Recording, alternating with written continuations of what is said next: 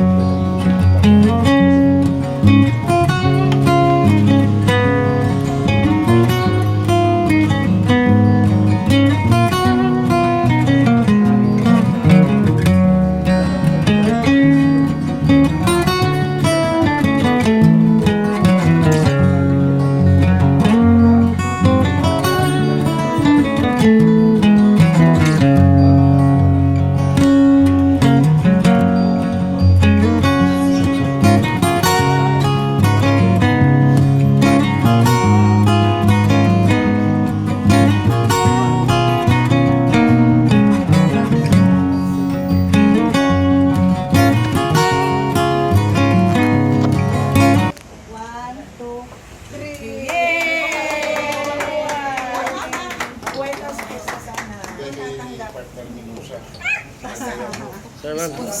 Message niyo pong dalawa, sir. Ang una po si Sir Jan. Mrs. Buhali ka naman. Message mo na. Mensahe niyo. Maraming salamat at natuloy din yung blessing natin. Maraming salamat sa inyo. Galing pa sa ibang lugar. At papasalamat ako kay Father. Nakarating din dito sa atin. Sana ay pagpalain tayo ng Diyos na magtulungan tayong lahat at makatulong pa tayo sa masa. Okay. Kay Sir Jan po. Maraming salamat, no, sa lahat ng officers, members, lalo-lalo na kay Madam Mana, kay Mana, no? At sa aking kapatid, no, sa mga masisipag na mga officers na nandito ngayon, no? Lahat sila ay nandito, wala tayong ibang masabi, no? Magpapasalamat tayo, no? At gusto ko lang i-remind itong ating organization, atin ito. Hindi tayo mag-expect na iba ang magbuhay nito. Tayo mismo, personal, ang gagawa ng paraan kung paano natin mapalawak at mapalaki itong ating bahay, itong ating pamilya, at higit sa lahat itong ating mga kasamaan dito. No? We will unite and always think positive because I believe that positive attitude create positive result. Thank you very much.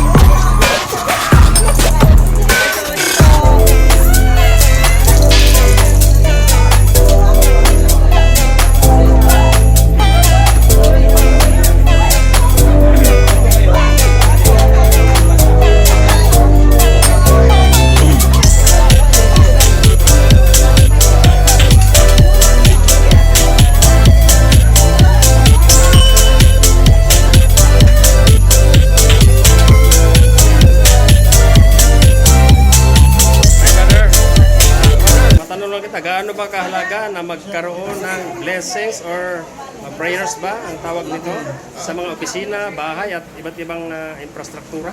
Ano po yun?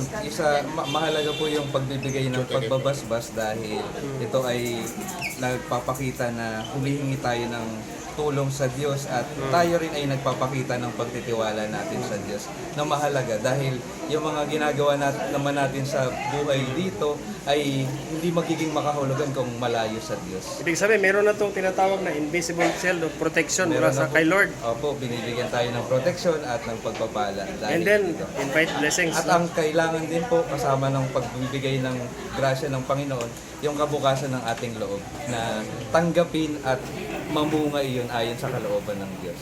And Father, Jesus po, Jesus. Ang pangalan ko pala ay Wow. Jesus. ng Parish Priest of Ano po ako, assign po ako sa Quiapo. Quiapo Church.